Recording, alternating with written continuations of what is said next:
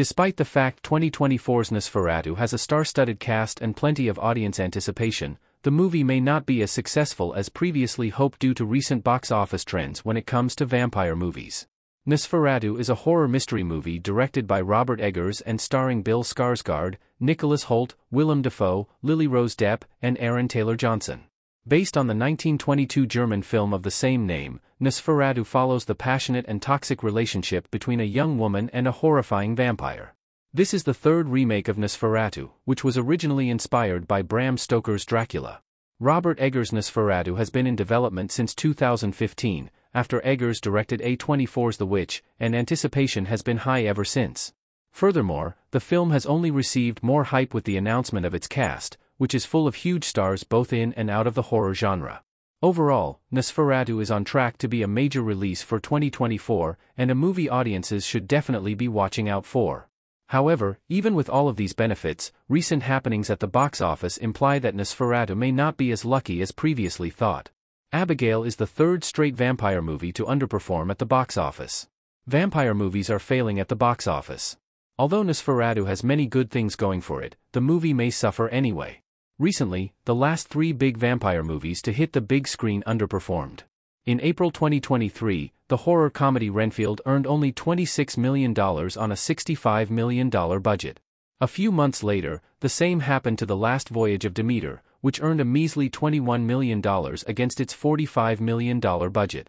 And now, in April 2024, Abigail's box office has managed to surpass its notably low budget of $28 million, but only by a hair, earning $31 million at this time. What is particularly worrisome about these box office stats is that all three of these movies were well received. Renfield earned a 79% on Rotten Tomatoes, while The Last Voyage of Demeter earned a 75%, and Abigail an 85%. Those who are seeing these vampire movies are enjoying them, but unfortunately, not enough people are actually going to the movie theater to watch them, keeping their box office numbers dismal. Nosferatu was already a box office risk before Abigail. Robert Eggers is controversial. The Northman 4.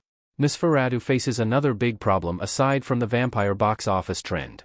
Despite its amazing cast and iconic story, Nosferatu's director puts the movie at a disadvantage.